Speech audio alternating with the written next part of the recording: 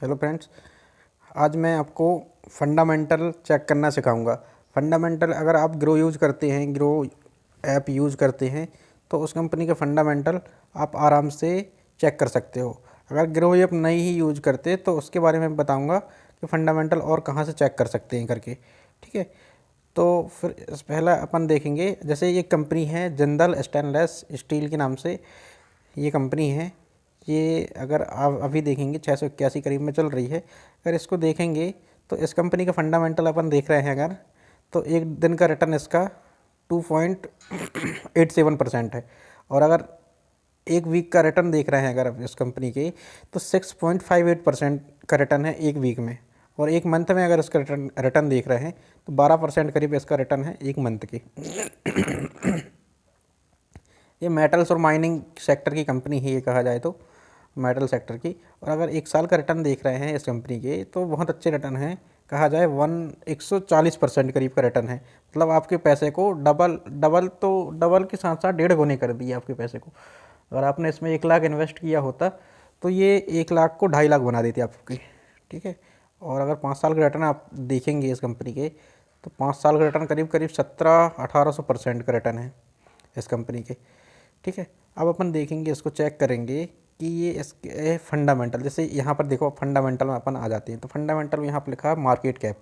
यहाँ पे MKT cap, market cap मतलब इसका मतलब होता है मार्केट कैप।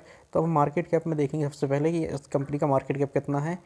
54,598 करोड़ की ये कंपनी है। ठीक है, इसका जो पी रेशियो होता है, जो TTM होता है, वो कितना है, 18 है। ठीक है ना, और जो पी इंडस्ट्री, ये मैन होता है पी इंडस्ट्री। ठीक है, ये रेशियो कितना है, 19 है, 19.23। तो पी रेशियो अगर ये इंडस्ट्री रेशियो से पी जो TTM जो रेशियो होता है, पी रेशियो TTM वाला अगर इंडस्ट्री रेशियो से कम है तो मतलब इसको लेवल में आने के लिए अभी मतलब कंपनी और भागने की कोशिश करेगी इसको लेवल में पहुंचाने की, क्योंकि ये बराबर में रहता है तो कहा जाए बहुत अच्छा रहता है। और अगर इससे ज़्यादा बढ़ जाता है तो प्रॉब्लम हो जाती है, मतलब कहा जाए ओवरबॉट में जो चला जाता है। ठीक है, और अब हम देखेंगे डेट। अगर डेट देखेंगे, डेट टू इक्विटी लिखा है यहाँ पे लिखा है 0.43।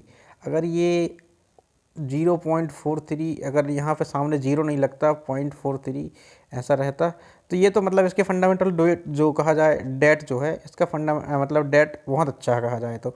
अगर यहाँ पे जीरो नहीं, जीरो की जगह 1 2 3 कुछ भी होता और उसके बाद पॉइंट जो भी रहता, तो ये थोड़ा कहा जाए बड़ा कैपिटल कहलाने लगता है। ठीक है ना, और इसके बाद अपन देखेंगे ROE रिटर्न ऑफ इक्विटी कहलाता है। रिटर्न ऑफ इक्विटी इसका मतलब अच्छा खासा रिटर्न है इस कंपनी का, कहा जाए तो एक साल का रिटर्न जो है 21% करीब का रिटर्न दे रहा है इसमें, 1 मंथ का, सॉरी। ठीक है, और अगर EPS देखेंगे TTM वाला, तो EPS वगैरह उतना ज़्यादा मैंने मतलब मायने नहीं रखता फंडामेंटल में। अच्छा, इसमें लिखा है डिविडेंड यील्ड, मतलब इस कंपनी का कितना डिविडेंड, इस कंपनी को जो कंपनी है वो डिविडेंड कितना देती है करके इसमें लिखा हुआ है। 0.38% का रिटर्न, मतलब डिविडेंड, सॉरी डिविडेंड देती है करके। इसकी बुक वैल्यू देखेंगे अगर, तो बुक वैल्यू 160.84 है। ठीक है ना, मतलब ज़्यादा नहीं है बुक वैल्यू कहा जाए। और फेस वैल्यू होती है 2। अगर इन सभी चीज़ों के बारे में आपको एक एक, जैसे मार्केट कैप क्या होता है, पी रेशियो TTM ये क्या होता है, PB रेशियो, ठीक है ना, अभी PB रेशियो के बारे में मैंने नहीं बताया। ठीक है ना, ये क्या होता है, पी रेशियो, इंडस्ट्री वाला पी रेशियो, इन सब चीज़ के बारे में अगर आपको जानना है पूरे डिटेल से तो मुझे कमेंट करोगे आप। जितने ज़्यादा कमेंट आएंगे मैं उतनी जल्दी वीडियो बना दूंगा और बिल्कुल सरल तरीके और आसान तरीके से इसको मैं आपको समझा दूंगा। ठीक है, और पूरा समझा दूंगा। रिटर्न ऑफ इक्विटी क्या होता है, ये सब चीज़ें, बुक वैल्यू क्या होती है, फेस वैल्यू क्या होती है, ये पूरा एक एक चीज़ मैं समझा दूंगा। अब अपन आते हैं फाइनेंशियल कैसे चेक करते हैं।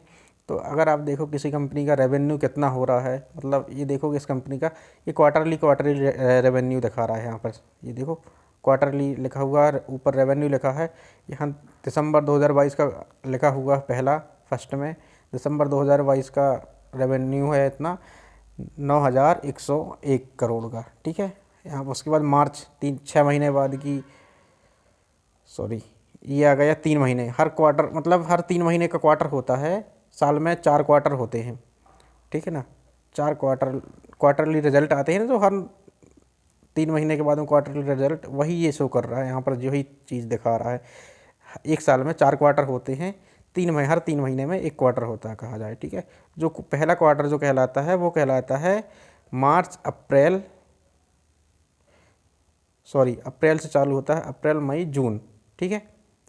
अप्रैल मई जून ये पहला क्वार्टर कहलाता है, और जुलाई अगस्त सितंबर ये सेकंड क्वार्टर कहलाता है, और सितंबर अक्टूबर, सॉरी जुलाई अगस्त सितंबर उस ये सेकंड क्वार्टर कहलाता है, और अक्टूबर नवंबर दिसंबर ये थर्ड क्वार्टर कहलाता है, ठीक है ना। और फोर्थ क्वार्टर जो होता है जनवरी फरवरी मार्च का। तो और अभी जो जीडीपी का आंकड़ा आया था, अगर मैं बताऊं, क्वार्टर 3 का आया था, जो अक्टूबर नवंबर दिसंबर इस क्वार्टर का आया था, क्वार्टर 3 2023 का, 2024 में, ठीक है ना, आया है आंकड़ा कहा जाए। तो ये इसी प्रकार से रेवेन्यू देख सकते हैं उस कंपनी का अच्छा खासा है, इसको अपन चेक कर सकते हैं आराम से, ठीक है ना। अगर आपको रेवेन्यू अपन ईयरली वाइज देखना है तो यहाँ पर क्वार्टरली की बजाय यहाँ पे ईयरली सिलेक्ट करेंगे, तो हर ईयर का जाएगा। 2019 में 13 हज़ार करोड़ करीब में, ठीक है। और ये हर साल अलग अलग बढ़ते जा रहा है अगर आप देखोगे, ठीक है। अब इसी प्रकार से प्रॉफिट भी अपन देख सकते हैं, चेक कर सकते हैं कि हर क्वार्टर का प्रॉफिट कितना है। अगर इसमें ईयरली सिलेक्ट कर देंगे तो ईयरली का भी प्रॉफिट यहाँ पे दिखा देगा। और मतलब इस कंपनी की अगर नेटवर्थ देखना है तो नेटवर्थ भी देख सकते हैं, ये ईयरली शो करती है। इस कंपनी की नेटवर्थ हर साल अच्छी बढ़ रही है।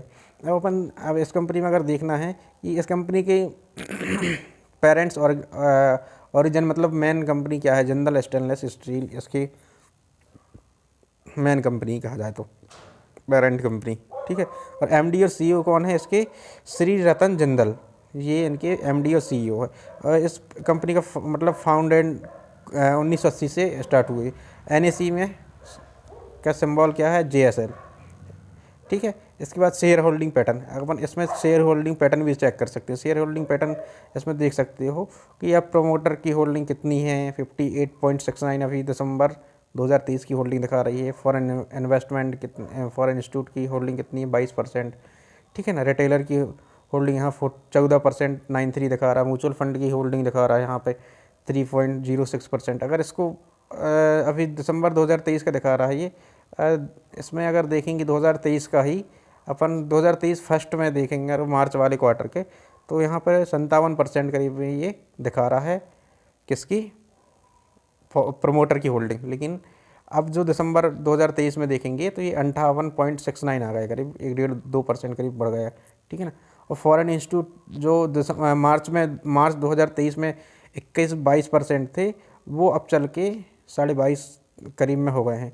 और बाकी यहाँ पे चलो सब ठीक है, बाकी इतना काफ़ी है फंडामेंटल एनालिसिस के लिए। बाकी आप बोलेंगे तो फंडामेंटल के लिए पूरा एक एक सभी चीज़ का मैं डिटेल्स वीडियो बना दूंगा। कंटेंट अच्छा लग रहा हो भाई सभी लोग तो लाइक करते जाना, और कमेंट करके ये बता देना भाई सभी लोग कि अगला वीडियो मैं किस चीज़ के बारे में बनाऊँ इसमें से, ठीक है। ओके, थैंक यू सभी लोगों को बहुत बहुत धन्यवाद।